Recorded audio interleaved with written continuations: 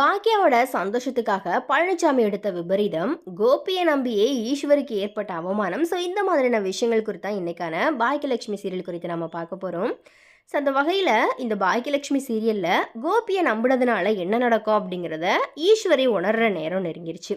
அதாவது ஈஸ்வரி வந்தது பிடிக்காததால ராதிகா அவங்களுடைய அம்மா மறைமுகமாக ஈஸ்வரிக்கு குடைச்சல் கொடுக்குறாங்க. அதை தாக்கு பிடிக்காத ஈஸ்வரி ஒவ்வொரு முறையுமே கோபி கிட்ட புலம்புறாங்க. ஆரம்பத்தில் அம்மாவுக்கு சப்போர்ட் பண்ண கோபி போக போக எரிச்சல் படுற அளவுக்கு கொஞ்சம் கொஞ்சமாக வெறுத்துட்டு வராரு. அத்தோட இன்னொரு பக்கம் ராதிகா கோபிக்கு கெடு வச்சு சீக்கிரமாக உங்களுடைய அம்மாவை பாக்கியாவோட வீட்டுக்கு அனுப்பி வைங்க அப்படிங்கிற மாதிரி அவங்க சொல்கிறாங்க. இதனால் என்ன பண்ணுறதுனே தெரியாமல் இருந்த கோபி பாக்கியாவை பார்த்ததும் எப்படியாச்சும் அம்மாவை வீட்டுக்கு கூட்டிகிட்டு போயிடு, அங்கே தினம் தினம் சண்டை சச்சரவு, என்னால் நிம்மதியாகவே இருக்க முடியல, இந்த மாதிரியா பாக்கியா கிட்ட போய் கெஞ்சுறாரு கோபி. அதுக்கு அதெல்லாம் முடியாது, நான் ஏன் உங்கள் அம்மாவை கூப்பிடணும், நீங்களே பார்த்துக்கோங்க, இந்த மாதிரியா பாக்கியா சொல்லிடுறாங்க. அதுக்கப்புறமா பாக்கியா அத்தைக்கு பிடிச்ச உணவுகளை எல்லாமே சமைச்சிக்கிட்டு கோவிலில் போய் கொடுத்து ஈஸ்வரியை சாப்பிட வைக்கிறாங்க. இது தொடர்ந்து ரெண்டு பேருமே பரஸ்பரமாக பேசிட்டு வராங்க. அப்போது கோபி ரெண்டு பேரையுமே பார்த்த உடனேயே அம்மாவை காரில் அழைச்சிட்டு கொண்டு போய் வீட்டில் போய் விடுறாரு. இது தொடர்ந்து உச்சக்கட்ட பிரச்சனையாக ராதிகா அவங்களுடைய அம்மா மூலியமாக ஈஸ்வரிக்கு பிரச்சனை வரப்போகுது. அப்போது கோபி ராதிகாவுக்கு சப்போர்ட் பண்ணி பேசி அம்மாவை அவமானப்படுத்தி நோகடிக்க போகிறாரு. அதுக்கப்புறமா வழியே இல்லாமல் என்ன பண்ணுறதுனே தெரியாமல் முழிச்சுக்கிட்டு இருக்கிற தருணத்தில் பாக்கியா மாமியாரை தன்னோட கூட்டிகிட்டு போகிறாங்க. அடுத்ததாக ஜெனி கொஞ்சம் கொஞ்சமாக சந்திரமுகியாக மாறிக்கிட்டு செழியனை சந்தேகப்பட்டுட்டு வராங்க. இதனால் செழியன் சந்தோஷம் இல்லாமல் ஒவ்வொரு நாளுமே கவலையோட நாட்களை ஓட்டிக்கிட்டு வராரு.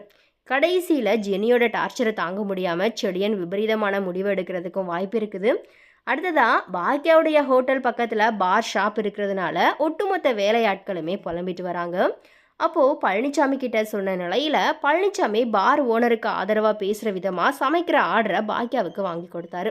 ஆனால் பின்னாடியே ஒரு ஆப்பையும் வச்சுட்டாரு. அதாவது பாக்கியாவோட சந்தோஷத்துக்காக பக்கத்தில் இருந்த பார் ஷாப்பை மூடுறதுக்கு மறைமுகமாக கம்ப்ளைண்ட்டும் பண்ணிட்டாரு. அதாவது பார் ஷாப் பக்கத்தில் ஸ்கூல் இருக்கிறதுனால ரொம்பவே கெடுதல் அப்படிங்கிற மாதிரியா புகார் அளித்ததன் பெயரில் பார் ஷாப்பை மூட போகிறாங்க.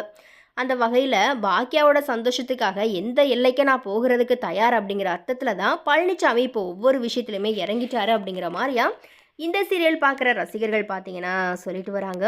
அண்ட் அதே போல் இப்போ ரீசெண்ட் கதைப்படி பார்த்தீங்க அப்படின்னா ஈஸ்வரி வந்துட்டு வீட்டில் போட்ட சண்டையால் சாப்பிடாமல் இருந்து அவங்களுக்கு லோ சுகர் ஆகி சுயநினைவை இழந்து வந்துட்டு ஹாஸ்பிட்டலில் இருக்கிறாங்க. ஸோ இந்த விஷயம் தெரிஞ்சுக்கிட்ட பாக்கியா, தாத்தா அண்ட் ஈஸ்வரனுடைய பேரன்கள் எல்லாருமே பார்த்தீங்கன்னா ஹாஸ்பிட்டலில் இருக்கிறாங்க. ஸோ இனி ஈஸ்வரி வந்துட்டு கோபியோட வீட்டுக்கு விடக்கூடாது, தன் கூடவே கூட்டிகிட்டு போயிடணும் அப்படிங்கிற மாதிரியா ராமமூர்த்தி பார்த்தீங்கன்னா முடிவெடுத்துட்டாரு.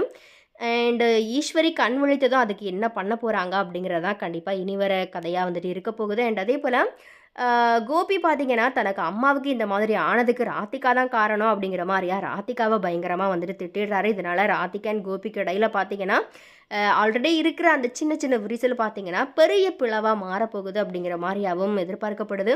ஸோ எனவே இது குறித்த உங்களுடைய கருத்துக்கள் என்ன அப்படிங்கிறது மறக்காம கமெண்ட்டில் மென்ஷன் பண்ணுங்கள்.